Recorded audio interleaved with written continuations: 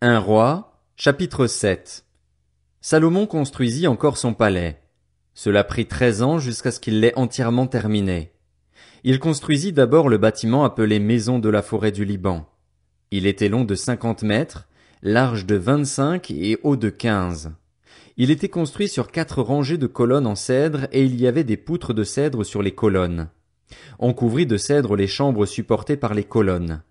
Il y en avait 45, soit 15 par étage. Il y avait 3 étages, et à chaque étage se trouvaient des fenêtres, les unes vis-à-vis des autres. Toutes les portes et tous les poteaux étaient faits de poutres, de forme rectangulaire. À chacun des 3 étages, les ouvertures se trouvaient les unes vis-à-vis des autres. Il fit le portique des colonnes, long de 25 mètres et large de 15, ainsi qu'un autre portique par devant, avec des colonnes et un auvent sur la façade.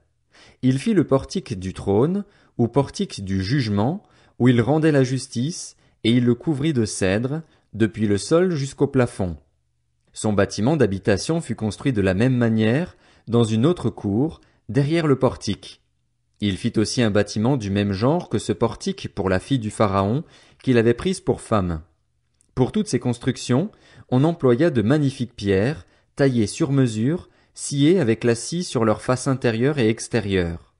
On employa ces pierres depuis les fondations jusqu'aux corniches, et à l'extérieur jusqu'à la grande cour. Les fondations étaient en pierre magnifique et de grande dimension, en pierre de 5 et de 4 mètres. Au-dessus, il y avait encore de magnifiques pierres, taillées sur mesure, et du cèdre. Tout autour de la grande cour, il y avait 3 rangées de pierres de taille et une rangée de poutres de cèdre, comme pour le parvis intérieur et le portique de la maison de l'Éternel. Le roi Salomon fit venir de Tyr un certain Hiram.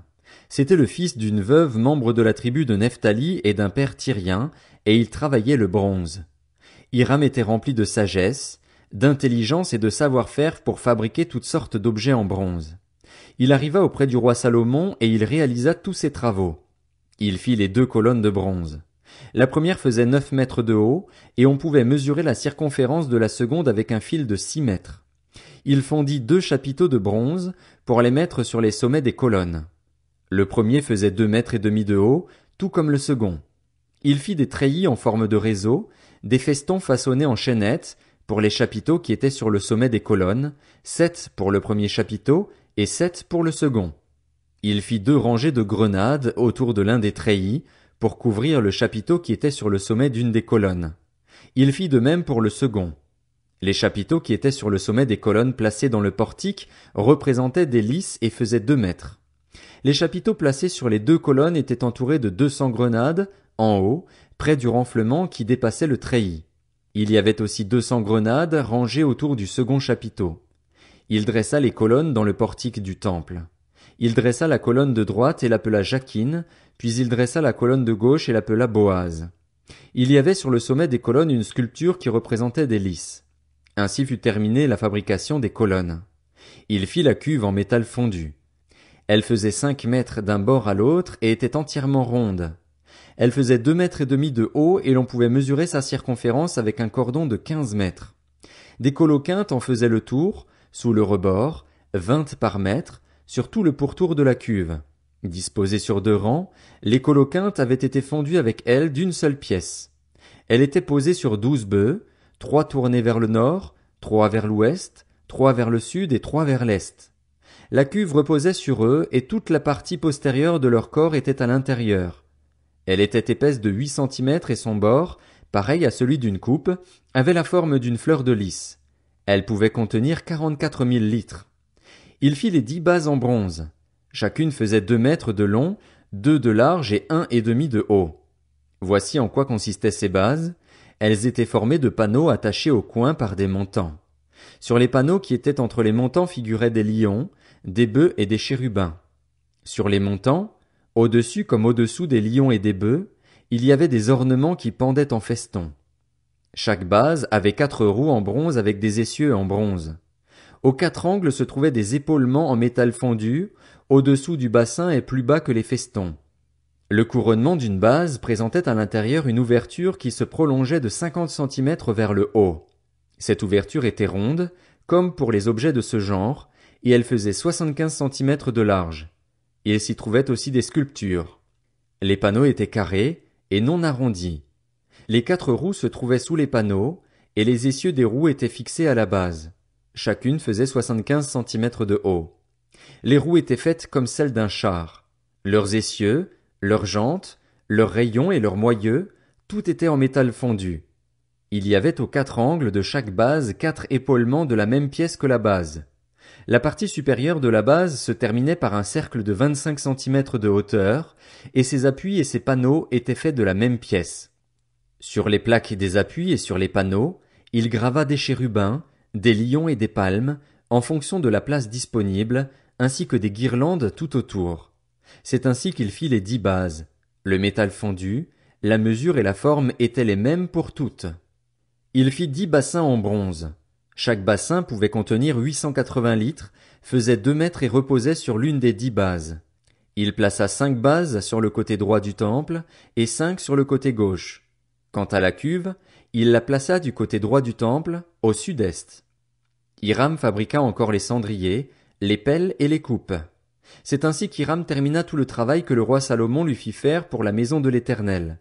2 colonnes, avec les 2 chapiteaux et leurs bourrelets sur le sommet des colonnes, les 2 treillis, pour couvrir les 2 bourrelets des chapiteaux sur le sommet des colonnes, les 400 grenades pour les 2 treillis, 2 rangées de grenades par treillis, pour couvrir les 2 bourrelets des chapiteaux sur le sommet des colonnes, les 10 bases avec les 10 bassins qui vont dessus, la cuve et les 12 bœufs qui vont sous la cuve, les cendriers, les pelles et les coupes.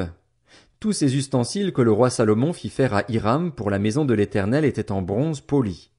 Le roi les fit fondre dans la plaine du Jourdain dans un sol argileux, entre Sukkot et Tsartan. Salomon laissa faire tous ces ustensiles sans vérifier le poids du bronze, tant il y en avait. Salomon fit encore tous les autres ustensiles pour la maison de l'Éternel, l'autel en or, la table en or sur laquelle on mettait les pains consacrés, les chandeliers en or pur, 5 à droite et 5 à gauche, devant le sanctuaire, avec les fleurs, les lampes et les mouchettes d'or, les bassins, les couteaux, les coupes, les tasses et les brûle-parfums en or pur, les gonds en or pour la porte située à l'intérieur du temple, à l'entrée du lieu très saint, et pour la porte de la salle située à l'entrée du temple. Ainsi fut terminé tout le travail que le roi Salomon fit pour la maison de l'Éternel. Puis il apporta l'argent, l'or et les ustensiles que son père David avait consacrés, et il les mit parmi les trésors de la maison de l'Éternel. Un roi, chapitre 8. Alors le roi Salomon rassembla près de lui, à Jérusalem, les anciens d'Israël et tous les chefs des tribus et les chefs de famille des Israélites, pour déplacer l'arche de l'alliance de l'Éternel depuis la ville de David, c'est-à-dire Sion. Tous les hommes d'Israël se réunirent auprès du roi Salomon, au cours du mois d'Étanim, qui est le 7e mois, pendant la fête des tentes. Lorsque tous les anciens d'Israël furent arrivés, les prêtres portèrent l'arche. Ils transportèrent l'arche de l'Éternel, la tente de la rencontre ainsi que tous les ustensiles sacrés qui étaient dans la tente. Ce furent les prêtres et les Lévites qui les transportèrent. Le roi Salomon et toute l'assemblée d'Israël, convoqués vers lui, se tinrent devant l'arche. Ils sacrifièrent des brebis et des bœufs, en si grand nombre qu'ils ne purent être ni comptés ni recensés. Les prêtres amenèrent l'arche de l'alliance de l'Éternel à sa place, dans le sanctuaire du temple, dans le lieu très saint, sous les ailes des chérubins. En effet, les chérubins avaient les ailes étendues sur l'emplacement occupé par l'arche et ils couvraient le coffre et ses barres. On avait donné aux barres une longueur telle que leurs extrémités se voyaient du lieu saint situé devant le sanctuaire, mais pas de l'extérieur. Telle a été leur place jusqu'à aujourd'hui. Il n'y avait dans l'arche que les 2 tables de pierre que Moïse y avait déposées à Horeb, lorsque l'Éternel avait fait alliance avec les Israélites à leur sortie d'Égypte. Au moment où les prêtres sortirent du lieu saint, la nuée remplit la maison de l'Éternel. Les prêtres ne purent pas y reprendre leur service à cause de la nuée. La gloire de l'Éternel remplissait en effet la maison de l'Éternel. Alors Salomon dit, « L'Éternel a déclaré vouloir habiter dans l'obscurité. Et moi, j'ai construit une maison qui sera ta résidence, un endroit où tu habiteras éternellement. » Puis le roi se retourna et bénit toute l'assemblée d'Israël qui se tenait debout. Il dit, « Béni soit l'Éternel, le Dieu d'Israël, qui de sa bouche a parlé à mon père David et qui accomplit par sa puissance ce qu'il avait déclaré. Il avait dit, « Depuis le jour où j'ai fait sortir d'Égypte mon peuple, Israël, je n'ai pas choisi de ville parmi toutes les tribus d'Israël pour qu'on y construise une maison où réside mon nom, mais j'ai choisi David pour qu'il règne sur mon peuple, Israël. David, mon père, avait l'intention de construire une maison à l'honneur de l'Éternel, le Dieu d'Israël, et l'Éternel a dit à mon père David, « Tu as eu l'intention de construire une maison à l'honneur de mon nom, et tu as bien fait. Seulement, ce ne sera pas toi qui le feras, ce sera ton fils, celui qui est issu de toi, qui construira cette maison à l'honneur de mon nom. » L'Éternel a accompli la parole qu'il avait prononcée. Je me suis élevé à la place de mon père David, et me suis assis sur le trône d'Israël, comme l'avait annoncé l'Éternel, et j'ai construit cette maison à l'honneur de l'Éternel, le Dieu d'Israël. J'y ai réservé un endroit pour le coffre qui contient l'alliance de l'Éternel, l'alliance qu'il a conclue avec nos ancêtres quand il les a fait sortir d'Égypte. Salomon se plaça devant l'autel de l'Éternel, en face de toute l'assemblée d'Israël. Il tendit ses mains vers le ciel et dit, « Éternel, Dieu d'Israël, il n'y a aucun Dieu qui soit ton pareil, ni en haut dans le ciel, ni en bas sur la terre. Tu gardes ton alliance et ta bonté envers tes serviteurs, envers ceux qui marchent devant toi de tout leur cœur. Ainsi, tu as tenu parole envers ton serviteur David, mon père. Ce que tu avais déclaré de ta bouche, tu l'accomplis aujourd'hui par ta puissance. Maintenant, Éternel, Dieu d'Israël, respecte la promesse que tu as faite à mon père David, lorsque tu as dit, « Tu ne manqueras jamais devant moi d'un successeur pour siéger sur le trône d'Israël, pourvu que tes descendants veillent sur leur conduite en marchant devant moi, tout comme tu as marché devant moi. » Maintenant, qu'elle s'accomplisse donc, Dieu d'Israël, la promesse que tu as faite à ton serviteur David, mon père. Mais quoi? Dieu pourrait-il vraiment habiter sur la terre? Puisque ni le ciel ni les cieux des cieux ne peuvent te contenir, cette maison que j'ai construite le pourrait d'autant moins. Toutefois, Éternel, mon Dieu, sois attentif à la prière de ton serviteur, à sa supplication. Écoute le cri et la prière que je t'adresse aujourd'hui, moi ton serviteur. Que tes yeux soient nuit et jour ouverts sur cette maison, sur cet endroit, puisque tu as dit, c'est là que résidera mon nom. Écoute la prière que ton serviteur fait à cet endroit. Veuille écouter la supplication de ton serviteur et de ton peuple, Israël, lorsqu'ils prieront à cet endroit.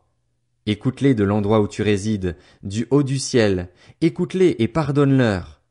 Peut-être quelqu'un péchera-t-il contre son prochain et lui imposera-t-on de prêter serment avec une malédiction. S'il vient jurer devant ton autel, dans cette maison, écoute-le du haut du ciel. Agis et juge tes serviteurs. Condamne le coupable en faisant retomber sa conduite sur sa tête, mais rends justice à l'innocent en le traitant conformément à son innocence.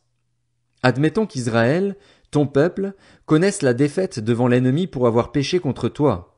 S'ils reviennent alors à toi et célèbrent ton nom, s'ils t'adressent des prières et des supplications dans cette maison, écoute-les du haut du ciel, pardonne le péché de ton peuple, d'Israël, et ramène-les sur le territoire que tu as donné à leurs ancêtres. Admettons que le ciel soit fermé et qu'il n'y ait plus de pluie à cause de leurs péchés contre toi. S'ils prient alors dans cet endroit et célèbrent ton nom, et s'ils se détournent de leurs péchés, parce que tu les auras humiliés, écoute-les du haut du ciel, pardonne le péché de tes serviteurs et de ton peuple, d'Israël.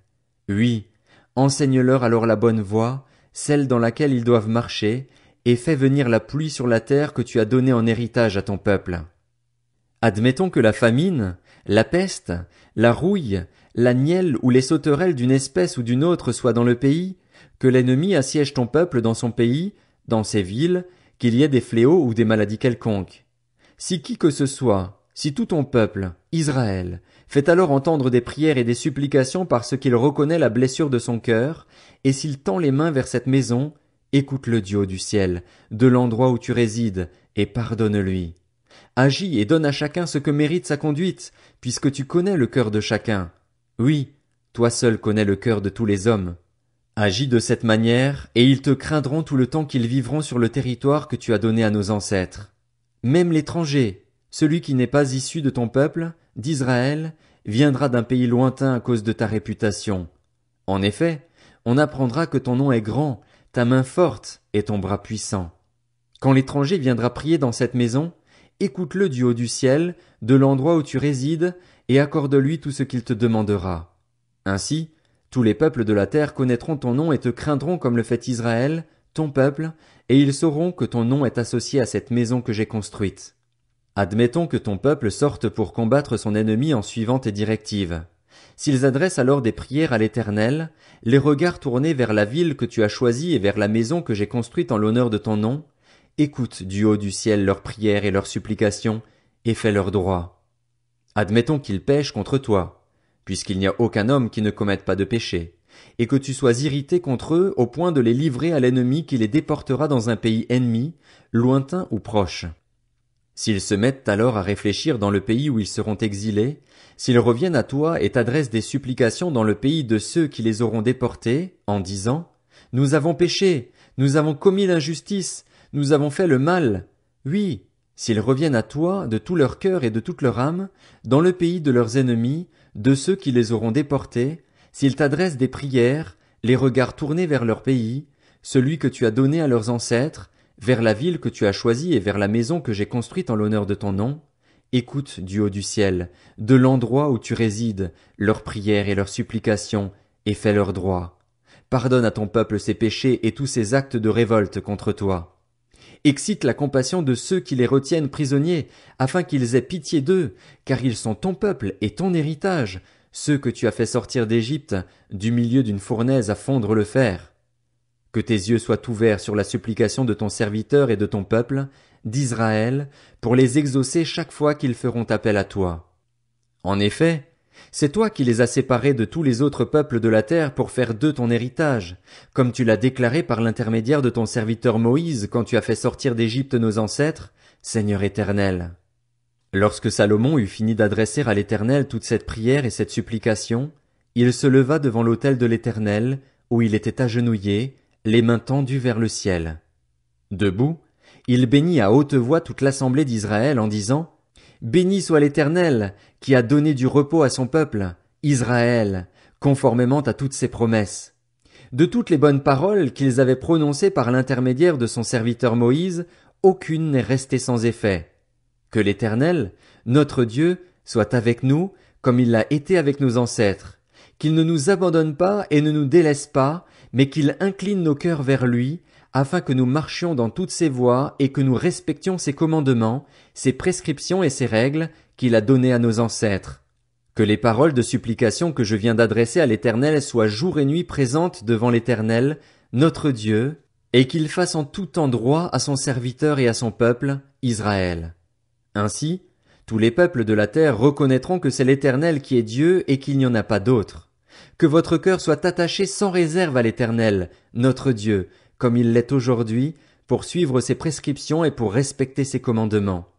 Le roi et tout Israël avec lui offrirent des sacrifices devant l'Éternel. Salomon tua 22 000 bœufs et 120 000 brebis pour le sacrifice de communion qu'il offrit à l'Éternel. C'est ainsi que le roi et tous les Israélites firent la dédicace de la maison de l'Éternel. Ce jour-là, le roi consacra le milieu du parvis qui se trouvait devant la maison de l'Éternel. En effet, c'est là qu'il offrit les holocaustes, les offrandes et les graisses des sacrifices de communion, parce que l'autel en bronze qui se trouvait devant l'Éternel était trop petit pour les contenir. Salomon célébra la fête des tentes à ce moment-là, et tout Israël avec lui. Une grande foule, venue des environs de Hamath jusqu'au torrent d'Égypte, se rassembla devant l'Éternel, notre Dieu, pendant 7 jours, puis 7 autres jours, soit 14 jours. Le lendemain, il renvoya le peuple. Ils bénirent le roi et retournèrent chez eux, remplis de joie et le cœur content pour tout le bien que l'Éternel avait fait à son serviteur David et à Israël, son peuple. 1 Roi, chapitre 9. Lorsque Salomon eut fini de construire la maison de l'Éternel, le palais royal et tout ce qu'il avait désiré faire, l'Éternel lui apparut une deuxième fois, comme il lui était apparu à Gabaon. L'Éternel lui dit, « J'exauce la prière et la supplication que tu m'as adressées, je consacre cette maison que tu as construite pour y établir éternellement mon nom, et j'y aurai toujours mes yeux et mon cœur.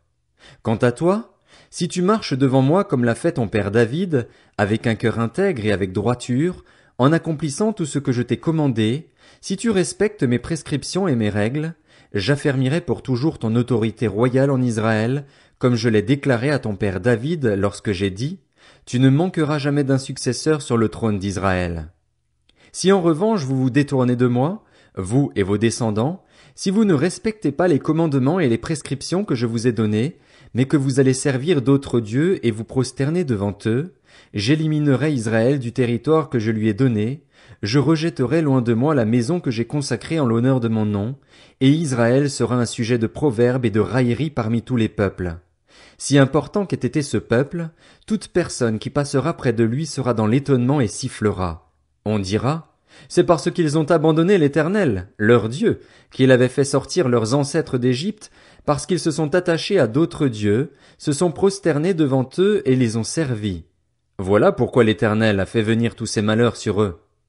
Au bout de 20 ans, Salomon avait construit les 2 maisons, la maison de l'Éternel et le palais royal.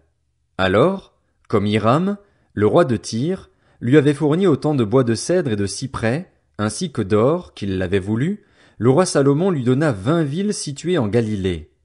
Hiram sortit de Tyr pour voir les villes que lui donnait Salomon, mais elles ne lui plurent pas. Il dit, « Quelle ville m'as-tu donnée là, mon frère ?» Et il les appela pays de Kabul, nom qu'elles ont conservé jusqu'à aujourd'hui. Hiram avait envoyé au roi plus de 3,5 tonnes d'or. Voici ce qui concerne les hommes de corvée que le roi Salomon enrôla pour construire la maison de l'Éternel et sa propre maison, ainsi que Mio, la muraille de Jérusalem, Hatzor, Megiddo et Gézer. Le pharaon, le roi d'Égypte, était venu s'emparer de la ville de Gézer, l'avait incendiée et avait tué les Cananéens qui y habitaient. Puis il l'avait donnée pour dot à sa fille, la femme de Salomon. Salomon reconstruisit alors Gézer, Beth-horon-Labas, Baalat et Tadmor, dans la région désertique du pays. Il construisit aussi toutes les villes qui lui servaient d'entrepôt, les villes destinées à accueillir les chars, celles réservées à la cavalerie, ainsi que tout ce qu'il lui plut de construire à Jérusalem, au Liban et sur tout le territoire dont il était le souverain. Il y avait toute une population, issue des Amoréens, des Hittites, des Phéréziens, des Héviens et des Jébusiens, qui avaient survécu et qui ne faisaient pas partie des Israélites. Leurs descendants étaient restés après eux dans le pays, parce que les Israélites n'avaient pu les vouer à la destruction. Salomon les enrôla comme esclaves pour la corvée, statut qui leur est resté jusqu'à aujourd'hui. En revanche, Salomon n'employa pas les Israélites comme esclaves, ils étaient des hommes de guerre, ses serviteurs, ses chefs, ses écuyers, les commandants de ses chars et de sa cavalerie. Les chefs des officiers désignés comme responsables des travaux pour Salomon étaient au nombre de 550. Ils avaient autorité sur les ouvriers. La fille du pharaon monta de la ville de David jusque dans sa propre maison, celle que Salomon lui avait construite. Ce fut alors qu'il construisit Mio. Salomon offrit 3 fois par année des holocaustes et des sacrifices de communion sur l'autel qu'il avait construit en l'honneur de l'Éternel, et il brûla des parfums sur celui qui se trouvait devant l'Éternel. C'est ainsi que le temple fut terminé. Le roi Salomon construisit des bateaux à Edjon-Guéber, près d'Élat, sur les bords de la mer des roseaux, dans le pays d'Édom. Hiram envoya sur ces bateaux, aux côtés des serviteurs de Salomon, ses propres serviteurs, des marins expérimentés. Ils allèrent à Ophir et ils en rapportèrent près de 13 tonnes d'or qu'ils remirent au roi Salomon.